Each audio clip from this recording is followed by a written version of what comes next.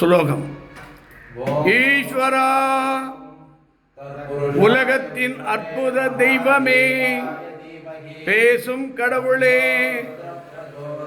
ஞானத்தின் பிடம்பே, பஞ்சபூத ஸ்தலத்தின் அருள் சக்தியே, ஞானாசக்தியே, கிரியாசக்தியே, யோகாசக்தியே, பத்ரகாளி அம்மன் சக்தியே, ஞான குருவடலூர் வள்ளலே, தில்லை கூத்தனே, இந்த உலகத்தில் வாழும் அனைத்து மக்களுக்கும் ஞானம், அருள், ஆரோக்கியம், மனம் நிம்மதி, ஞானாசக்தி, கிரியாசக்தி, யோக சக்தி, இந்த உலகத்தில் எல்லாரும் இன்புற்று, எல்லா உயிர்களும் இன்புற்று பல்லாண்டு பல்லாயிரத்தாண்டு அண்ணாமலை போல இந்த உலகத்தில் ஈர்ப்பு சக்தி எந்த மலையும் இல்லை.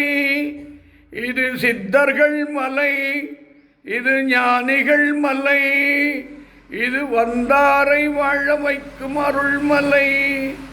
அண்ணாமலை, அண்ணாமலை நினைத்தாலே ஞானம் கிடைக்கும், மோட்சம் கிடைக்கும், புண்ணியம் கிடைக்கும்.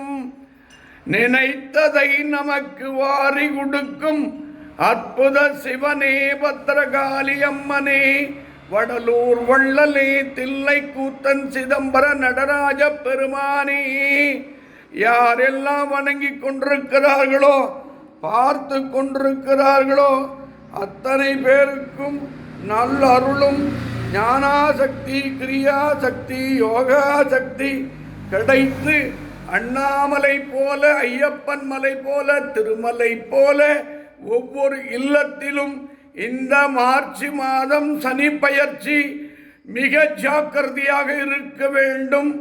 அபிஷேகம் செய்யுங்கள், அன்னதானம் செய்யுங்கள், யாகம் செய்யுங்கள், தானம் செய்யுங்கள். பணம் உங்களை காப்பாற்றாது, புண்ணியமும் இறைக்கிற கிணறுதான் சுரக்கும், கொடுக்கிற கைதான் கர்ணன். பணம் பணம் என்று பணத்தை சேர்த்து சேமித்து வைத்து ஒரு நிமிடத்தில் உன் உயிரை விட்டு விடாதே.